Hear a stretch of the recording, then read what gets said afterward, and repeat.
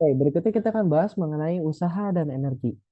Usaha dan energi ini sebenarnya mirip-mirip dan ada kaitannya juga dengan ini ya, apa? Dengan dinamika, dengan gerak gitu ya, dengan kinematika gitu. Sehingga kita akan meninjau nanti bahwa dalam usaha dan energi ini ada banyak sekali kaitannya antara kecepatan, ketinggian gitu ya, dan juga beberapa hal lainnya. Oke, jadi dalam pembahasan usaha dan energi, kita akan mulai dulu dari usaha. Nah, usaha ini dapat didefinisikan sebagai apa? Usaha ini dapat didefinisikan sebagai, ya, usaha ini W gitu ya lambangnya.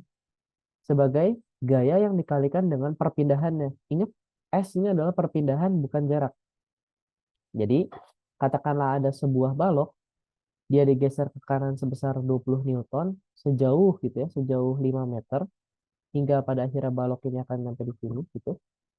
Nah, maka kita tahu bahwa usaha yang dikerjakan ini akan 20 dikali 5 atau 100 Newton gitu ya. Nah, ketika dia udah 100 Newton di situ, ya udah selesai. Itu adalah usahanya. Oh, ini bukan Newton, ini Joule ya, maaf. Jadi satuan dari ini adalah Joule. Nah, ketika berikutnya kita meninjau apa? Usaha katakanlah ya, misalkan kan usaha ini adalah WF kali S. Tapi kita meninjau bahwa balok ini tidak langsung bergerak ke kanan, tapi dia digeser dulu ke kiri sejauh 2 meter, baru digeser ke kanan sejauh 5 meter dari titik awal gitu ya. Nah, kalau kayak gini gimana kasusnya? Maka W-nya ini akan sama dengan 20 dikali 5 juga. Kenapa? Karena kita hanya meninjau perpindahan. Perpindahan dari posisi ini awal ke posisi akhir itu hanya 5 meter. Tidak peduli dia digeser ke kiri dulu baru ke kanan atau ke kanan langsung. Karena kita hanya meninjau perpindahan. Ya. Contoh lainnya adalah ketika misalkan kita memiliki sebuah bola, kita lempar ke atas. Ya katakanlah ini gayanya adalah 10 Newton untuk melempar bola ini. Lalu dia sampai di titik puncaknya, lalu dia kembali lagi ke bawah. Nah, katakanlah ini A, ini B. Ya, lalu ini dilempar sejauh 2 meter. Nah, ketika ini terjadi, ya, maka kita tahu bahwa W dari A ke B ini adalah 10 Newton dikalikan 2 meter atau 20 Joule. Tapi ketika kita meninjau W A B balik lagi ke A, maka ini akan bernilai apa? Nol. Karena kita tahu dari titik A ke titik A itu perpindahan yang nol, walaupun dia ada jarak. Ya, itu adalah definisi mengenai usaha. Dan ingat bahwa usaha gayanya harus searah dengan perpindahannya. Jadi katakanlah misalkan nanti ada kayak gini gitu ya. Nah, terus dia didorong. Misalkan sebesar 20 Newton. Ini contoh ya. Terus dia didorong sampai jaraknya ini 10 meter. Ditanyanya berapa usaha yang terjadi gitu ya untuk memindahkan balok. Nah, usaha yang terjadi adalah gini. Jadi F yang tadi bentuknya gini, ini kita harus pecah dulu nih. Ini misalkan dengan sudut 37 derajat. Kita harus pecah dulu menjadi apa? Kita pecah menjadi gini. Nah, gitu. Ya. Artinya yang ini adalah F cos 37. Ingat yang menempel sudut adalah yang cosinus. Ini adalah F sin 37. Nah, yang kita pakai mana? Yang kita pakai adalah yang F cos 37. Jadi, sebetulnya ya di sini kita tinjau bahwa W ini akan sama dengan F cos 37 dikali 10 meter. Maka 20 dikali 4 per 5 dikali 10 gitu ya. Maka ini akan jadi apa? 20 dikali 8. 160 Joule. Itu untuk usaha. Kalaupun nanti bidang miring gitu ya. Bidang miring sama kasusnya gitu. Jadi kalau misalkan kita punya ininya 3 meter. Oke, ini ada balok gitu ya di bawah. Terus katakanlah ini sudutnya 37 derajat. Didorong ke F ke atas sejauh sebesar misalkan 20 Newton. Makanya kita pakai apa? Yang kita pakai S-nya adalah jarak miring ini. Di mana kita bisa cari dulu melalui ini 3 meter, ya. Karena ini 37 derajat, maka kita bisa pakai sin 37 akan sama dengan 3 per X, di mana ini adalah X gitu. Sehingga dari sini kita peroleh 3 per 5 sama dengan 3 per X. Maka X-nya akan sama dengan 5 gitu. Ya,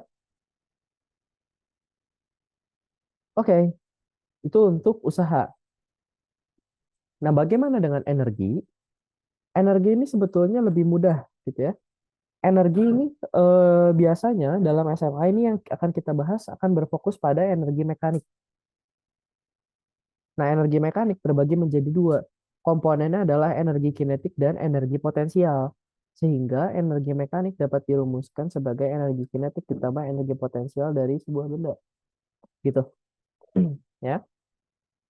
Nah, dari sini kita bisa tahu bahwa oke, kalau kayak gitu, ketika misalkan ini contoh ya. Contohnya ada gini, ada sebuah pohon, terus dia memiliki, nah, ini daun kayak gini. Terus di tengah-tengah itu ada sebuah apel, ya, ada sebuah apel.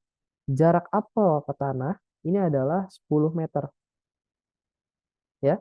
Nah, apel ini berada di tiga titik, ya, di titik merah, di titik hijau yang merupakan dasar, ya, dan yang terakhir adalah katakan misalkan di titik kuning. Nah, di tengah. Jarak ini adalah 6 meter. Nah, dari sini pengerjaan yang kita bisa lakukan adalah gimana? Kita tahu bahwa katakanlah ini titik A, ini titik B, ini titik C. Mau di titik A atau di titik B, gitu ya, atau di titik C, itu energi mekaniknya sama. Jadi pada dasarnya energi mekanik di A akan sama dengan energi mekanik di B akan sama dengan energi mekanik di C. Yang menjadi pembeda apa? Ketika di titik A, energi mekanik itu kan EK tambah EP. Nah, tapi di titik A itu dia hanya memiliki energi potensial karena belum ada kecepatan ya, bendanya belum jatuh. Maka di titik A gitu ya, dia hanya memiliki EP. Jadi EM di A ini akan sama dengan EP aja. EP-nya apa? EP dinyatakan dengan, nah ini timbul rumus baru bahwa energi kinetik dinyatakan sebagai setengah mv kuadrat dan energi potensial dinyatakan sebagai massa dikalikan gravitasi dikalikan ketinggian. Gitu ya. Bahwa EP ini akan sama dengan mgh. Oke, berarti kita tahu bahwa energi mekanik di A ini akan sama dengan apa? Katakan misalkan massa apel itu 1 kilogram. Maka ya di sini akan menjadi 1 dikali 10 atau 100 joule. Nah, untuk mencari kecepatan di B, ya katakanlah ini ditanyanya VB sama dengan, lalu VC sama dengan gitu ya. Untuk mencari kecepatan di B, kita butuh tahu bahwa energi mekanik di B gitu ya, akan sama dengan energi mekanik di A. Berarti ini akan sama dengan 100 Joule juga dong ya. Tapi sekarang energi mekanik di B ini ada apa? Ada EK di B ditambah EP di B. Kenapa gitu? Karena dia masih punya ketinggian dan dia punya kecepatan karena dia udah jatuh. Ini akan sama dengan 100 Joule. Nah, dari sini kita bisa cari bahwa oke, ini adalah setengah mv kuadrat ditambah EP-nya adalah mgh gitu. Sama dengan 100. Ini berarti 0,5 V kuadrat gitu ya, ditambah M-nya 1 dikali 10 dikali 6. 60 sama dengan 100. Sehingga dari sini ketemulah V kuadrat akan sama dengan gitu ya, 80. Eh, 320 ya. Maaf, karena ini kan, bentar, ini bukan 320, teman. V kuadrat itu kan pindah ke kanan ya. Ini jadi 40 gitu kan. 40 terus dikali 2 jadi 80 ya. Maka dari sini ketemulah V sama dengan akar 80 gitu. Nah, ketika kita meninjau kecepatan di C, sama halnya tapi di C ya. Jadi M di C juga 100 Joule. Masalahnya energi mekanik di C itu udah nggak ada EP karena dia sesaat sebelum menyentuh tanah. Maka sisa EK aja gitu ya. Nah, EK berarti EK-nya adalah apa? Setengah mv kuadrat. Ini sama dengan 100 Joule. Sehingga gitu ya. Ini setengah dikalikan masanya 1 V kuadrat sama dengan 100. Ketemulah V kuadrat sama dengan 200. Maka V akan sama dengan akar dari 200 gitu, meter per second.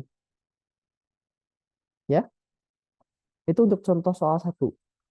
Contoh soal dua adalah gini, ketika misalkan kita memiliki misalkan lintasan kayak gini, ya, katakanlah ada bola gitu ya, ini di titik A, lalu dia sampai di titik B, Oke, lalu dia sampai di titik C, di mana ketinggian ini adalah 2 meter.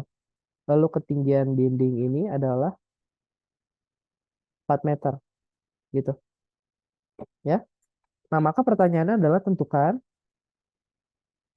kecepatan di B dan kecepatan di C. Kalau seperti ini caranya, kita harus mencari dulu modalnya apa. Modalnya selalu gini, kita tahu bahwa energi mekanik di A sama dengan energi mekanik di B. Jadi itu. Jadi ya, energi mekanik di A akan sama dengan energi mekanik di B akan sama dengan energi mekanik di C. Nah, di A energi mekaniknya itu berupa apa? Ya, jadi di A energi mekaniknya itu berupa MGH doang ya, karena dia hanya memiliki ketinggian gitu. Jadi untuk bab usaha dan energi ini selalu, apalagi untuk energi, pilihlah dua titik gitu ya. Misalkan ditanya kita mau cari VB, pilih dua titik di mana kalian membandingkan dua energi.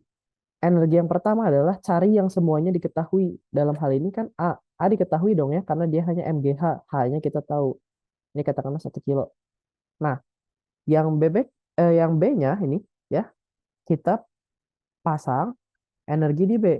Kenapa? Karena kita butuh komponen VB-nya. Jadi kita pasang satu yang kita ketahui, satu yang ditanya gitu.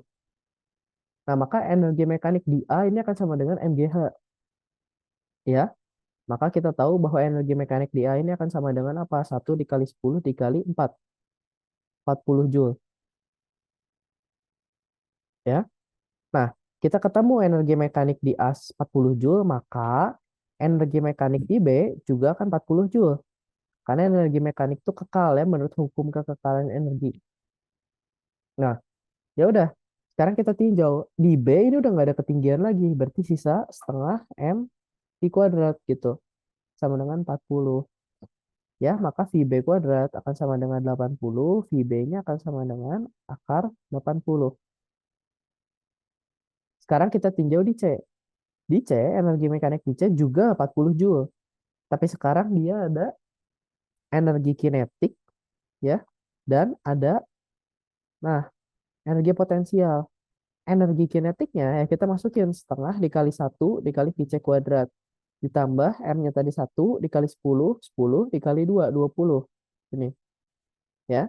Sehingga ini akan jadi gimana? Setengah VC kuadrat sama dengan 20, maka kita ketemulah VC itu adalah akar 40 meter per second. Ya, itu untuk usaha dan juga energi.